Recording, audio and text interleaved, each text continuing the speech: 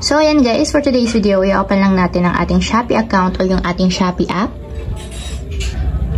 And then, pagka-open guys, mula dito sa pinakang homepage, pumili lang kayo ng item or i-search nyo lang yung item na gusto nyo i-check out gamit ang Maya. So, for example guys, is magsisearch ako dito sa search bar ng hair clip.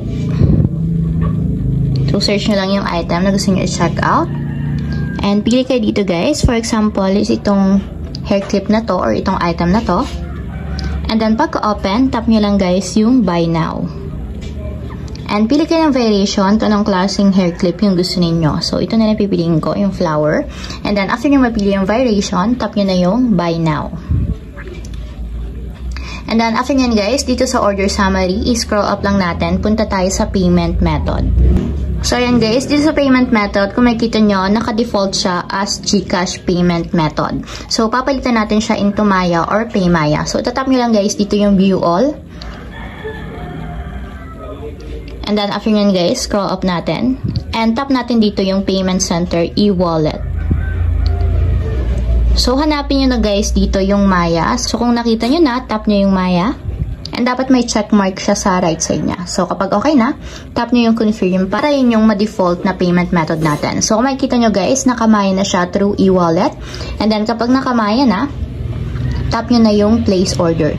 So, make sure guys na meron kayong funds sa inyong Maya wallet to make sure na makukomplete yung pagpapayment natin gamit ang Maya. So, nakikita nyo naman is ang total payment is 93 pesos. So, ang maliless sa ating Maya wallet is 93 pesos. Kasama na yung shipping fee. So, kapag okay na guys, tap na natin yung pay para makapag-payment na tayo. So, ilalogin lang natin yung ating account sa Maya or PayMaya. So, tap natin yung login para makapag-login na tayo. So, may magsasend na OTP code sa ating number. So, yung ilalagay natin dito sa blank spaces para ma-verify yung ating phone number. So, after yung malagay yung OTP code, tap natin yung verify. So, kukonfirm lang natin guys, ito yung ating order summary. So, ang maliless is 93 pesos or mababawas sa ating PayMaya or Maya account. So, tap na natin yung confirm to pay.